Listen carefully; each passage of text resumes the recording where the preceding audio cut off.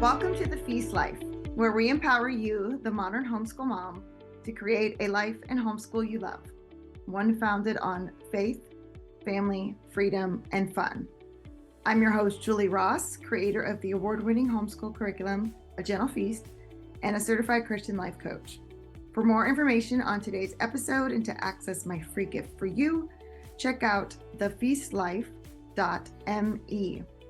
Charlotte Mason once said, "Life should be all living, not a mere tedious passing of time."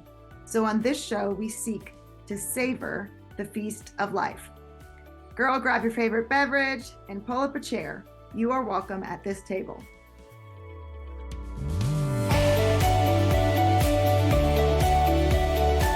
Hey, and welcome to Charlotte Mason and You. I will be showing you the difference between a traditional style of education and a Charlotte Mason approach. We'll be diving into what some of the foundational principles of this philosophy are all about, and I try to make it real simple. So grab a notebook, grab your favorite beverage, and join me as we dive into this live masterclass that I did all about Charlotte Mason. All right, welcome to Charlotte Mason 101. So in today's class, I'm going to be giving kind of an overview of Charlotte Mason's philosophy, what it is not, and answering the question I get all the time, will this be a good fit for my family? So let me share my slides with you so that we can get started. All right. So if you're not familiar with me, my name is Julie Ross, and I'm the creator of the Charlotte Mason homeschool curriculum, A Gentle Feast. I'm also a mom to 5 kiddos. My oldest is 22 and just graduated from the University of South Carolina in May. She actually has a graphic design degree and is helping me with A Gentle Feast. So that's really fun to work with her. She also helped edit my podcast, but I just started my own new podcast, and I'll talk about that at the end of today. So it's really fun to get to work with your kid again. It's kind of like homeschooling, but like on a whole new level. And then I also have a daughter who's 20, who is a pre-med student at the University of South Carolina as well.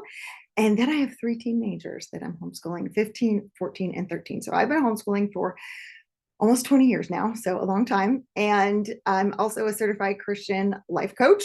So I do offer coaching programs and classes for homeschool moms as well. So even if you're like, I don't know if I really want to jump into the Charlotte Mason pool or drink the Charlotte Mason Kool-Aid, as I like to say, I still offer coaching for any philosophy or any kind of homeschooling you're doing too. So that might be something you want to consider as well. So there's my 5 lovely children. So when I first started homeschooling, I was a public school teacher, and then I taught at a private Christian school.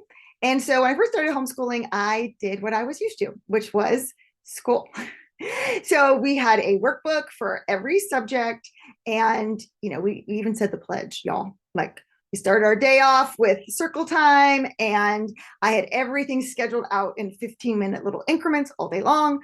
Needless to say, within about a year or 2, I was completely burnt out and wanted to quit homeschooling. I also had 3 kids under the age of 3, so that might have had something to do with it, but I was constantly trying to figure out what wasn't working, how can I fix this, staying up till wee hours of the morning on Pinterest, trying to print out things that sounded fun, things that would be different. And so I was constantly like reinventing the wheel. I mean, my poor 2 older girls, but they worked through it. This was very early on, but I was always like, oh, let's try this fun thing or this fun thing.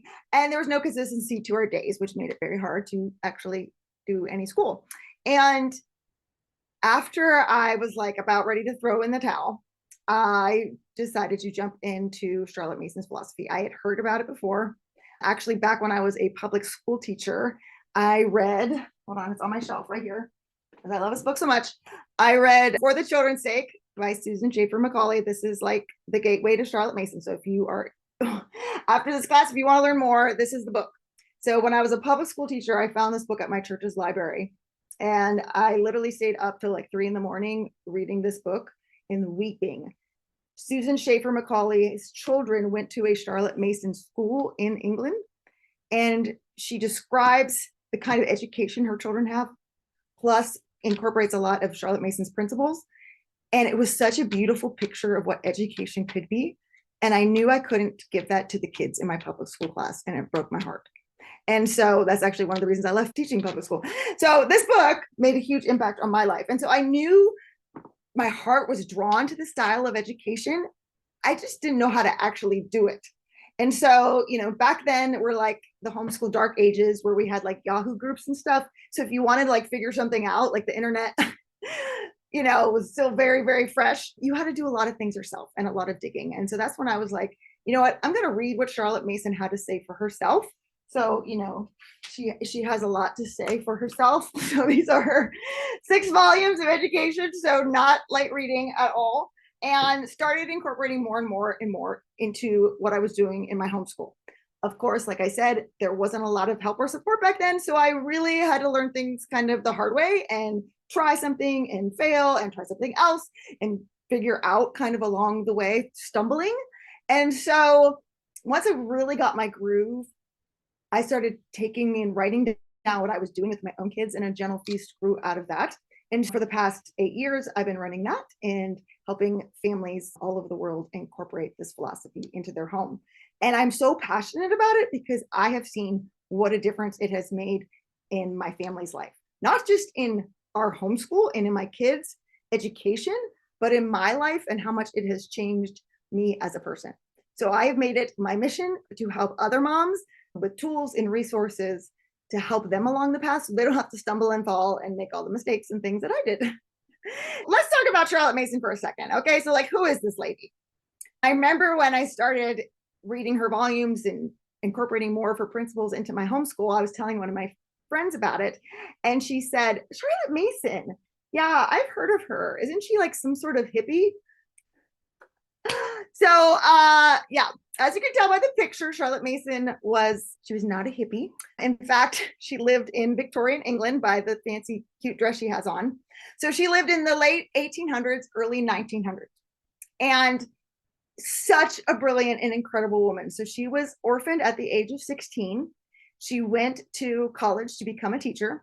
She did teach in schools, which were very different in England back in Victorian times than they are today, and learned so much from her teaching and observing of children, and just such a brilliant person, just so well read. If you read her volumes, she quotes ancient philosophers and ancient educational philosophies and medieval thinking, and just her understanding was a remarkable thing. And her church was doing a fundraiser. And as part of that, she decided to give a series of lectures on what she had developed as her own educational philosophy through her reading, through her studies, through her working with children. These lectures got published into the first volume that we have today, Home Education. And because it was so groundbreaking, her philosophy, it was really revolutionary. People were writing to her, how do we do this? How do we do this in our homes? How do we make schools that follow this approach? And so she developed a Parents Education Union, the PNEU, and they started giving more lectures and teaching more educators and governesses and parents on how to put these principles into practice in real life. She eventually started a teachers college in Ambleside, the House of Education, where she trained governesses to go into people's homes and educate them this way. Her belief really was that home was the best place for children to learn. So there are a lot of educational philosophies out there, from Aristotle to John Dewey in our modern education system, but none of them have been primarily for homeschool. And so Charlotte Mason, her first book was Home Education. She really did believe that home was one of the best places for children to learn. So she trained governesses. I mean, can we bring those back? Anybody else? Just saying. I'd be all about that. Okay. I'd be like, yes, can I pay you to come and teach my, no, I'm kidding. As people started to see the value of what she was teaching, parents that couldn't afford a governess, or parents that were across the world in the British Empire, started writing to her and saying, can we get some of this that you're doing? We want to do this in our own homes. And so they developed programs where they would send out booklets to these parents and pamphlets that would teach them this educational philosophy. And parents would send their exams back to Charlotte Mason. Charlotte Mason would actually read all the kids' exams and write on them.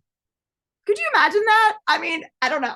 Part of me is like, I don't know if I would have wanted Charlotte Mason to read my kids' exams, but just her heart for this was truly, truly remarkable, that she would take the time to write all those things out by hand. In the 1980s, the Andriolas went over to England. They were missionaries over there, and Karen Andriola got introduced to Charlotte Mason's writings. And she brought those back to the United States and published them here. And in the United States, in the homeschool movement, ever since then, Charlotte Mason has grown and grown and grown and grown in popularity. Even since, like I said, when I started, there was hardly any resources other than her original writings. And now there's a ton. People really have seen the value of this in the past 100+ years since she started writing. And it has been all across the world. Hundreds and hundreds of students have gone through education following her approach. So, what is her approach? Well, I'm so glad you asked, because that's what I want to talk about. All right, so what are some of the foundational principles of Charlotte Mason? Like I said, she had a lot to say. So we could go like super deep. We're not doing that right now. Okay, we are just doing a little overview of some of these foundational things. So if you've been in the Charlotte Mason world and Charlotte Mason circles, you probably have heard some of these kind of things before. All right, so number one, living books. So what's a living book? It's not talking to me. Is it alive? No, a living book is one that is full of life because it's full of ideas. Ideas grow in our children's minds. A living book is usually told in a narrative fashion. It's usually written by one author who's passionate about the subject, and it brings the subject to life in our children's minds. So what are the benefits of this? Well, if I have to bring the subject to life for my children, that puts the work on me. Instead, I'm putting my children in touch with a living book. They're getting the life. They're coming to the words and the ideas for themselves. It's also vastly different than a textbook. So I could tell you all the differences, but I would rather show you because that's how I work. So we're going to do a little history lesson. And some of you have been around me before may have heard this, but it's really cool to go through it and hear it again. So just buckle up here. Today's episode is brought to you by the Confident Homeschool Mom. Are you tired of just trying to survive to the end of the day? Overwhelmed juggling the demands of homeschooling and family life? Want to create a life and homeschool you actually love? Let me show you how. The Confident Homeschool Mom is a unique program that combines homeschooling wisdom and life coaching tools to help you break free from the negative patterns that are keeping you stuck. Currently, the doors to the Confident Homeschool Mom are now open. So if you are listening to this episode before February 4th, 2004, make sure you head on over and check it out. Go to thefeastlife.me/join to check out the Confident Homeschool Mom course. I hope to see you inside. Okay, so I'm going to read to you from a traditional 5th grade history textbook, which is the subject I taught when I taught public school. So this is actually the book I used. And we're going to learn about this guy. So he has a cool hairdo, right? All right, everybody know who that is? Andrew Jackson. Okay. So I really want you to listen to this. I really want you to experience this, not just as an adult, but if you were a child listening to these, what you would get. All right, so today, class, we are going to learn about Andrew Jackson. America in the early 1800s was changing fast. In the North, workshops run by the craftspeople who owned them were being replaced by large-scale factories owned by business people and staffed by hired workers. In the South, small family farms began to give way to large cotton plantations, owned by the wealthy white people and worked by enslaved African Americans. Wealth seemed to be concentrated into a few hands. Many ordinary Americans felt left behind. These same people also began to believe they were losing power in their government. By the late 1700s, some Americans thought the government was best managed by wealthy property-owning men. Government policies seemed targeted to help build the power of these people. The result was a growing belief that the wealthy were tightening their grip on power in the United States. Hoping for a change, small farmers, frontier settlers, and slaveholders rallied behind reform-minded Andrew Jackson, the popular hero of the War of 1812 and the presidential candidate in the 1824 election. They believed Jackson would defend the rights of the common people. They had been bitterly disappointed by the way he lost in the 1824 election by a decision of the House of Representatives. During the time of Jackson's popularity, a number of democratic reforms were made. Many states changed their qualifications for voters. They lowered or even eliminated the requirement that men own a certain amount of property in order to vote or hold office. Political parties began holding public nominating conventions, where party members chose the party's candidates. Previously, candidates were selected by party leaders. This increase of voting rights by lowering property requirements later became known as Jacksonian democracy. Jackson supporters were determined that their candidate would win the 1828 election. The Democratic Party arose from the supporters of Jackson. Many people who backed President Adams began calling themselves National Republicans. The 1828 presidential contest was a rematch of the 1824 election. Once again, John Quincy Adams faced Andrew Jackson. Jackson chose Senator John C. Calhoun as his running mate. Jackson supporters saw his victory as a win for the common people. A crowd cheered outside the Capitol as he took his oath of office. The massive crowd followed Jackson to a huge party on the White House lawn. The few police officers on hand had difficulty containing the partygoers. As president, Jackson rewarded some of his supporters with government jobs. This spoils system, the practice of giving government jobs to political backers, comes from the saying, "To the victor belongs the spoils." Secretary of State Martin Van Buren was one of Jackson's strongest allies in his official cabinet. President Jackson also relied a great deal on his kitchen cabinet, an informal group of trusted advisors who sometimes met in the White House kitchen. All right, I would like to hear from you. What was going through your mind as I was reading that? Melissa said, I wouldn't be able to teach this back. It was just so many facts strung together. Snore. So many dates. Boring. Make it stop. Yes. I love that one. I see the difference. I'm already losing interest. Yes. A ton of facts. My eyelids were drooping. Blah, blah, blah. Yes, right? I kind of felt like the teacher in Ferris Bueller Day Off, where you're just like, anyone? Some interesting things, but too surfacey. Good. Okay. In a typical classroom, then after you read something, you answer questions about it. I learned the really brilliant idea when I was in school that if you read the questions first, then you don't actually have to read the whole entire chapter. You can just skim and look for the bold words and answer the questions. Anybody else figure that out when you were in school? Yes, all smart people here. Yes, that's right. So we don't even actually have to read, because the whole point here is just to get some answers right and move on to what I actually want to do or learn about, right?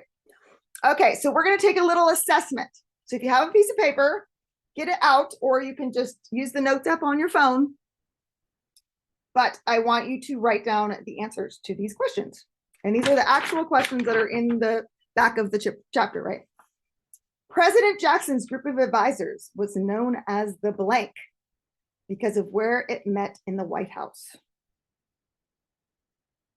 So yes, just keep these answers to yourself. Okay. Blank served as Andrew Jackson's vice president. The practice of rewarding supporters with positions in government is known as the blank. All right. What political party was formed from Jackson's supporters? All right, and here's the last one. The voting rights were expanded by eliminating what requirement?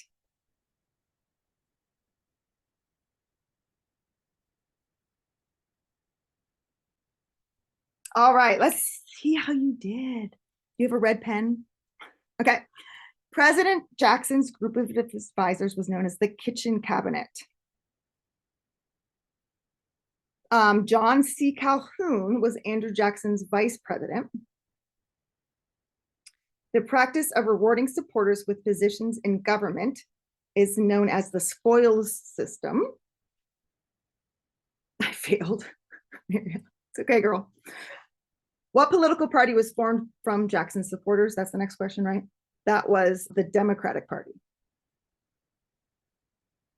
And then the last one, voting rights were expanded by eliminating the requirement to own property. All right, so 2 out of 5. It's all woohoo, gold stars. All right, so what were your thoughts when you were doing the quiz or the recall questions? It'd be much easier if you could go back and read it, right? You probably would have got 5 out of 5. You could go back and find all the answers. But just out of the top of your head, yeah, it's a little harder.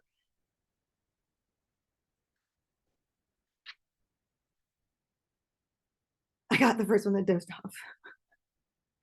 Anyone feel a little stressed when you were trying to remember the answers? Do we have any, like, I was in school, like type A kids who like didn't want to get anything wrong and felt a little pressure? That's how I would have felt when I was in school. Yes. It was hard to remember all those facts. It was really hard to remember all those facts. I was actually reading it to you and I forgot what the answer to one of the questions was. So there you go. Okay. Yeah. Very easy to get distracted. I was thinking about what I was going to have for dinner tonight. So Sabrina said, yes, it makes me not interested in wanting to learn history. Yes. And that is true. That is, that was always my favorite subject growing up. And I would always just try to like get by in school and get it over with and then go read a historical fiction or something I actually wanted to read to learn history. Carmen said, I learned to retain info long enough to pass the test. Yes, it's confession time. Anyone else? I just need to learn this and I can pass the test and then I can forget it. Yes, we do what we have to do, right? We knew we had to get the grade and keep moving on. So what do I got to do to memorize this stuff and get going? All right, so now I'm going to read to you from a living book. So remember, a living book is full of ideas. It's usually told in a narrative fashion. It's usually written by one author who's passionate about the subject. So again, this is a story about Andrew Jackson. This comes from a book called America First by Lawton B. Evan. I don't recommend the entire book at all, and it needs some editing for sure. There is an updated version of it, but this particular story about Andrew Jackson, I really liked. Andrew Jackson is one of the most picturesque characters in American history. He was born of Scotch-Irish parents on the borderline between North and South Carolina. His father died about the time he was born, and his mother had to support her 3 boys by spinning flax. Jackson grew up to be a tall, slender lad with red hair and a freckled face. He was very wild, quick-tempered, and mischievous. He had many quarrels with his companions and many fights.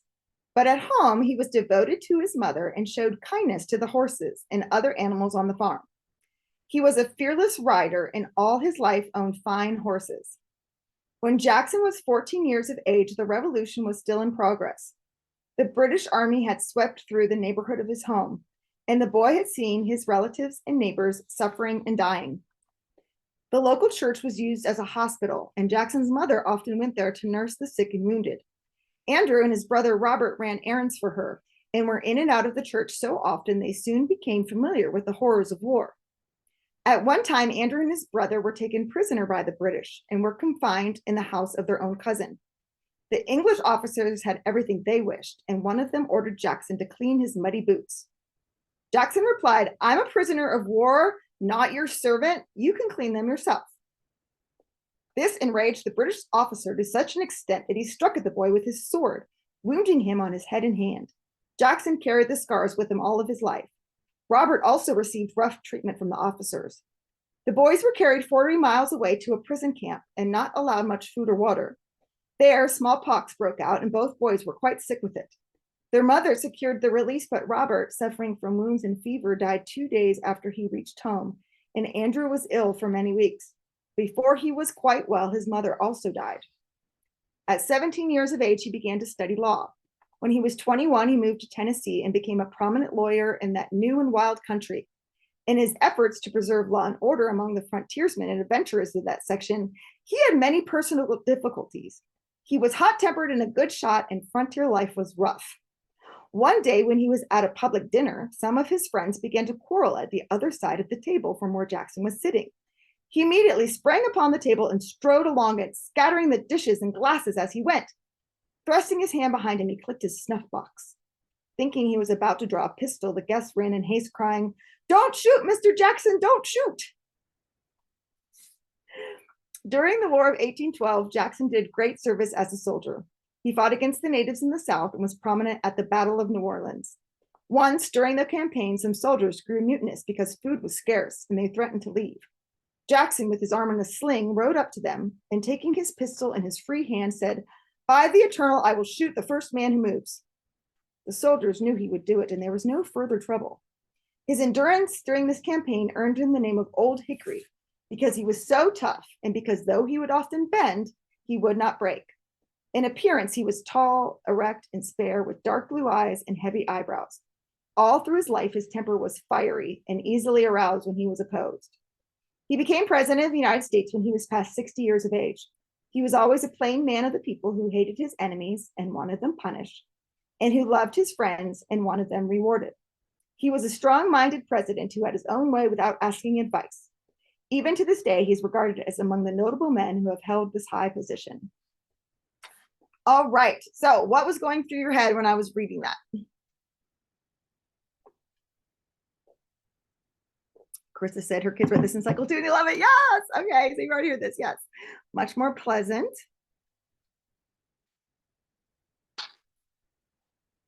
Relatable. Yeah, for sure. Story driven. Mariana, great point, right? You can picture that in your head, right? You can see what Andrew Jackson looked like, right? I cared. I wanted to learn more. Exactly. This was super interesting. I'd like to learn if it was from something like this. Absolutely. You could see him doing all those actions. Yep. It's so much more interesting and descriptive. You could picture it. Definitely interesting. You feel like you know him rather than facts like a timeline. That is so true, Krista. So true. All right. So what Charlotte Mason would do after you finish reading from a living book is she would have you narrate, which is really just telling. I would love if anyone is feeling super brave and would like to tell us about it. Anyone? That brave? I know that's asking a lot. Okay, so why don't we just narrate on paper? So as your kids get older, they will do written narrations. So pull out a piece of paper, and I'm going to give you a minute. And I really want you to try this because once you experience this, it's so cool. So if you're checking emails or like, on Instagram or something like that, come back to me. And I want you to get out a piece of paper in your notes app. Write down what you remember from the story about Andrew Jackson.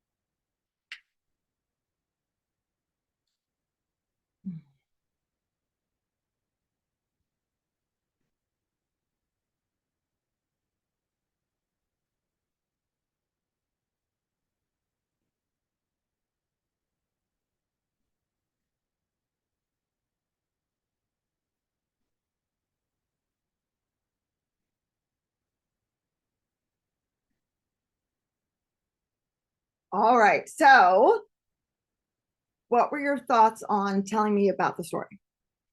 What was that like for you? Oh, Laura, I love what you just said. This is hard. I jumped into Charlotte Mason this year and have more compassion for my 13-year-old boy who hates narrating. Yes, it is hard, especially at first. It is a muscle. It does get easier, but at first it is very hard. Recall questions, especially when you can go back and look for the answers, are much easier. It's so much easier to remember when it's told through a narrative format. Absolutely. Did anyone feel stressed or pressured, like, oh no, I got to get the right answer? Patricia's shaking your head no. Okay.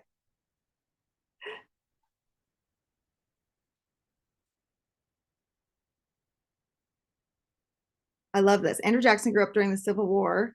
He had firsthand experience with the horrors of war. Yeah. The Revolutionary War. He grew up during the Revolutionary War. That's right. Yeah. Oh, someone wrote their whole narration. That's awesome.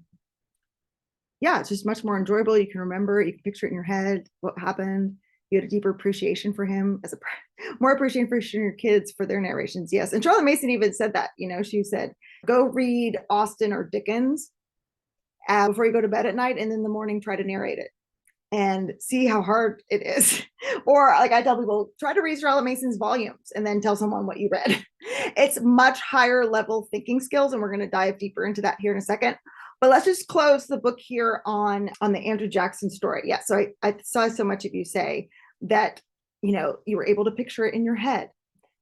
You could relate to him, right? You had compassion for him. And I think that's what's so beautiful about reading a living book. You can feel like you could put yourself in the shoes of that person and really, when I read it with my kids, I felt so bad for him. Like he lost his brother and his mom and like had to do all these things with the soldiers. But what's really cool is seeing your kids narrate and their unique personalities that come out. So when I read this story to my kids, my girls were like, oh my goodness, all those soldiers were sick and the poor mom died, and they were just all about the family and what was happening. And then my son had to go run and get his wooden sword and act out the scene where the soldier was like, clean my muddy boots. No, I won't. And then he actually got up on the dining room table and started prancing along the table, kicking everything off the table to act out the scene in the restaurant. So that's his personality. He's very dramatic. He focused on the story of what was meaningful to him. So it's not so much, here's the right answer. What's the fact from today? Charlotte Mason said that kids are going to take what they need. They're eclectic. Just like at a Thanksgiving feast, you might not want the Brussels sprouts, but you might want 2 helpings of mashed potatoes. We all take what we need from different situations. Now, I hear from people, but they do need to know at some point that he ran against John Adams or that property requirements were eliminated in the 1824 election. Okay. So it's not that they don't ever get facts. So in high school, the social studies textbook, it is still living. It's still taught in narrative faction, but it does include some more of this information. But the key being, because they have these living seeds in their minds, when they do learn the facts, they actually have something to relate them to. Now I can understand Andrew Jackson, why the common people thought he was a person like them. Because I remember when I heard this story back when I was a kid about what his life was like, he was a common person.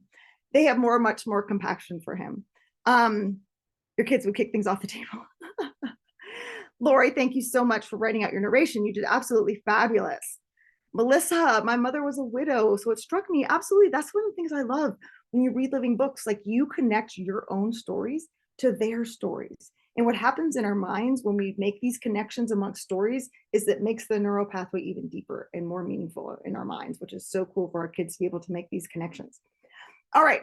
So that kind of gives you an idea of why Charlotte Mason includes living books instead of textbooks. It's not that, again, as they get older, there's much more meat into these textbooks. I think someone said something here about science.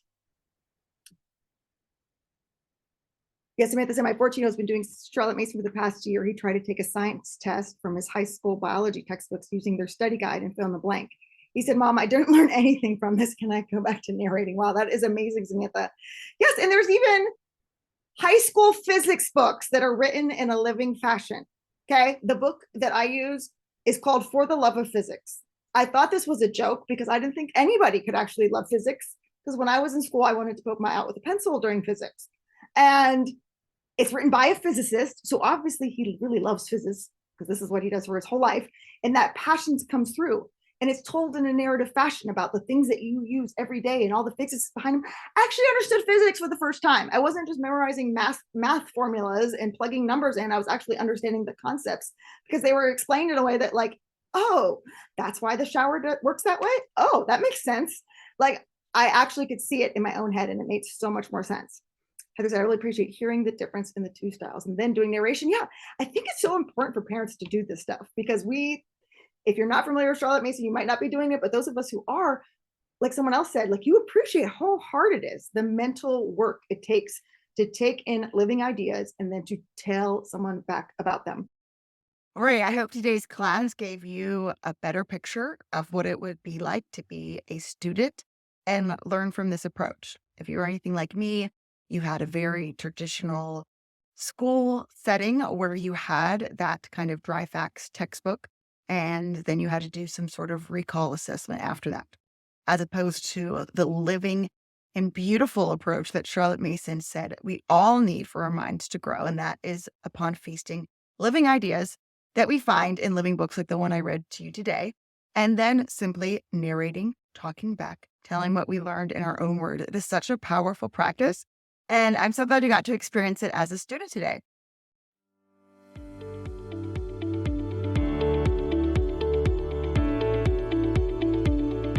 Hey there, Julie Ross here. I just wanted to say thank you for listening to today's episode.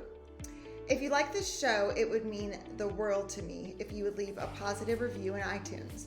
This really does help people learn about the podcast. And each month I will pick a winner to receive a free gift.